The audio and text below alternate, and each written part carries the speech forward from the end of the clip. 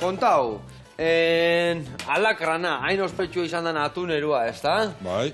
Kontatu pixkat proiektu hau noiz hasi izan, nondik noa, bueno, erreportean pixka kontatu zenuten, baina errepikatu berriz, mesedez. Bai, gauza da, nola 2006 urtean, gu aspalditik, bueno, edo enpresak aspalditik egiten du arrantzan, baina 2006 urtetik aurrera, ultra izosketa sartu zen itxasuntxitan, da hartaz geroztik, hasi gara produktu hau garatzen, ze lehenengo da behar bada mota honetako atuna pixka bat balio gitxitua edo, eta guk gabiltza nahiko didaktika edo egiten, ikusi desan jendeak zelako produktu ona izan daitekeen, ondo tratatzen bada. A ber, zu imagine, goitzen dune da, ultrakongela barkuen. 60 gradu zer ospetxik, berton. 60 gradu? Hori zela, nitrogeno likidoekin edo... Bai, nitrogenozko tunelak dira, bai. Eke nik hori behitu, nik gaztetan gaina arraietatikan atuna zan, hamak esatzen gaina.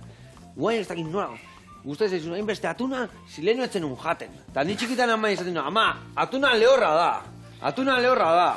Zeratikan, beti ematen zuen, marmitakuan, eta 1000 huelta eman da, edo tomatian 1000 huelta eman da, edo tipulakin lehorra.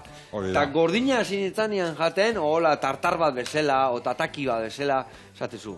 Flipatzeko, da, suabeo eta xamurro.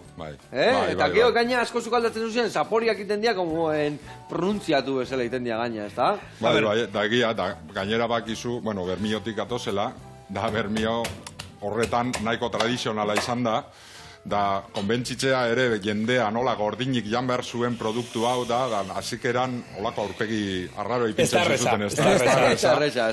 Baina han lortu badugu, uste dut, ja lortuko dezakegula edo non. Egia, hortan gabiltza, bai. Eze produktu erra da, nik lagun nahi, nik zenbat aldiz sozidadian, da laune gordinik janda, zenbat jende jango zunekin aurrenengo aldiz atuna gordina, eta mundu guztia txundituta gelditzea. Beti gordinak iteuko, atzea, baina egia esan produktua gaina, zuek esaten zuen bezala, ultrakongelatu balin bada gaina bere, no? Osea, asiatik handagola, etorria, japonesak eta beti hola hindu, ez da? Izoztu, eta hori izan da behin sukaldatzeko era, esate bateako, ez da? Bai. Hasi zirenean hau garatzen, joan ziren bertara, hasiara joan ziren ikastera nola izozten zenan arraina, han kultura luzeagoa daukaten horrekin, da horlan hasi zen gauza. Da ikusiko duzu, batzutan, gure zatiak desizozten direnean, ondo desizozten direnean, prozesuak dauz ere hori egiteko ondo, desizozten direnean, alako txigimi deitzen den gauza bat dago, japoniarrek deitzen dira, txigimi deitzen dago, da nola okertzen da oraindik giarra, arrainaren giarra oraindik mugitzen da. Rigor mortis. Rigor mortis, bai hori da. Oraindik arraina ez da konturatu egin hilik dagoenik.